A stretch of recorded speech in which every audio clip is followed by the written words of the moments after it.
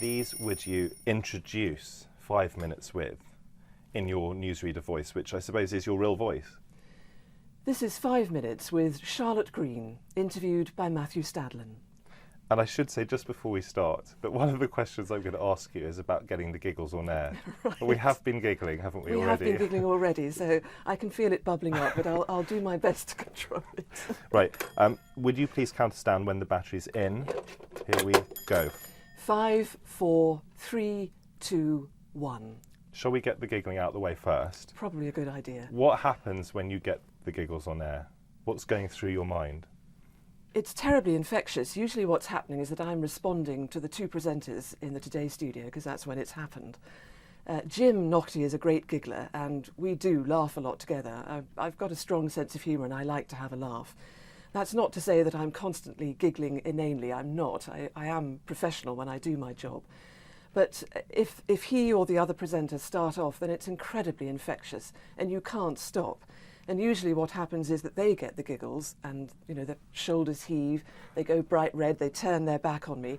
You've then got to struggle on with the next story and it's impossible to continue. You're basically blaming others.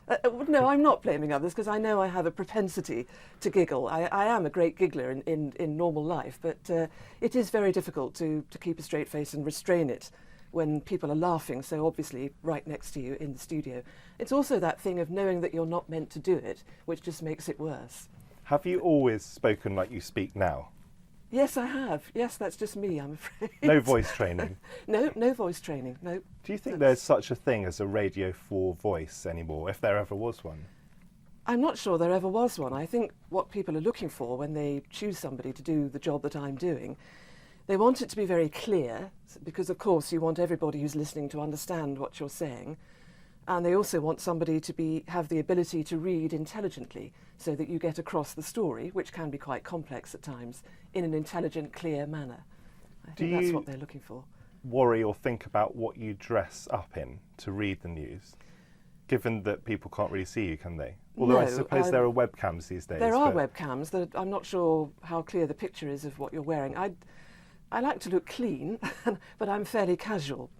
I don't think, particularly for an early morning programme like the Today programme, I'm fairly casual, but I'm not scruffy. How involved with the programmes and the programme makers are you that you work on, or do you sort of parachute in to read the news? With a programme like Today, then yes, we are, in a sense, parachuted in. We come in to do the summaries at 6:30, 7:30, 8:30. And the big bulletins at 7 o'clock and 8 o'clock.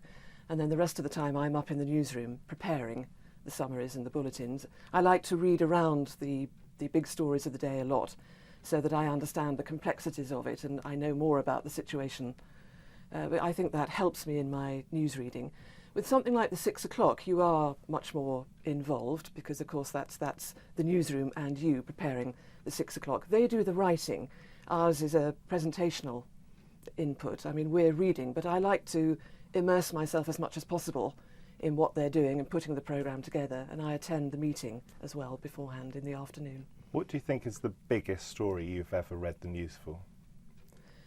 There were two very big stories. I think the biggest, actually, and rather wonderfully the most uplifting, was the fall of the Berlin Wall between East Germany and West Germany. That was extraordinary. I'm actually very interested in Germany, and I'd visited quite a lot, and my sister in fact was at the British Embassy in Bonn and then in Berlin. So I'd gone there 2 years before the wall came down and thought, this will never come down in my lifetime. At Checkpoint Charlie and climbing up on those lookout posts and looking over and seeing the no man's land. That was an astonishing story and so uplifting and so positive. And the other Wonderful. one? The other one, well, the big story was the Zeebrugge ferry disaster, followed 6 weeks later by the Kegworth air disaster, and also the Lockerbie air disaster. I mean, it got to the point where someone in the newsroom used to say, "Nobody get on a plane tonight, Charlotte's doing the late shift." It all seemed to come together in a glut. Do you think your listeners develop some sort of relationship with you, even though they've never met you? I think they do, certainly from what they write to me or email me about. Yes, I think they do. Radio is a very intimate medium and it comes right into your home, and it's just them, the listener, and your voice. So yes, I think they do. Do you ever get recognised? I have been recognised. I went into a watch repair shop to pick up my watch, and the man had been repairing the watch and indeed clocks and all sorts of other things, and he sat there all day listening to Radio 4, and before I identified myself he said, "I know who you are, you're Charlotte Green," which was astounding. You used to read the shipping forecast. Do you understand the jargon? Yes, I do actually, yes I do. And you are a big Tottenham fan. I am, and I'm gutted at the moment because they've lost out on Champions League football to Chelsea. And that, Charlotte Green, is 5 minutes. Right. Did you have to read the story saying that I did, Chelsea actually. had won, Yes, I won did. the Champions I League? did. The next day, not that night, but the next day. Tough. I had to talk about the victory parade.